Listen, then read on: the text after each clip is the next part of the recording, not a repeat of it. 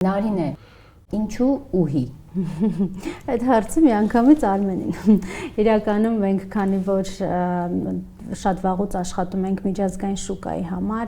միշտ ունեցել ենք դիզայնի եւ մոդելավորման ստուդիա, թիմ ենք ունեցել եւ աշխատել ենք արտասահմանյան բրենդերի համար, հետագայում հիմնել ենք մի քանի բրենդ եւ աշխատել է մեր բրենդը հիմնականում դրսի շուկայի համար, ամերիկացիների, կանադացիների, ավստրալիացիների համար, երբ որ հիմնվեց ուհին, Արմենի հետ մտածում էինք ինչ հետաքրքիր անուն որոշենք, որ հայուհիներին ծառայի, այսինքն հայերի համար լինի, բայց անվանումը չլինի հայ կամ հայուհի կամ Արմեն կամ Շահինյան,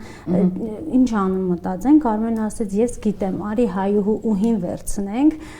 որովհետև ուհին շատ հայկական է,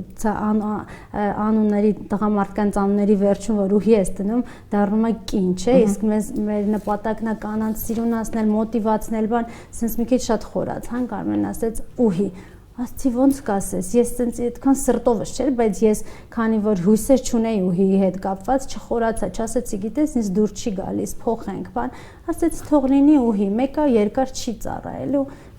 քանի բան ունենք, կվաճառենք ու կանցնենք մեր գործերին, ու այտենց մնաց, հիմա արդեն էլ փոխել չի լինի, իրականում արդեն հարմարվել եմ, ես էլ շատ սիրում եմ։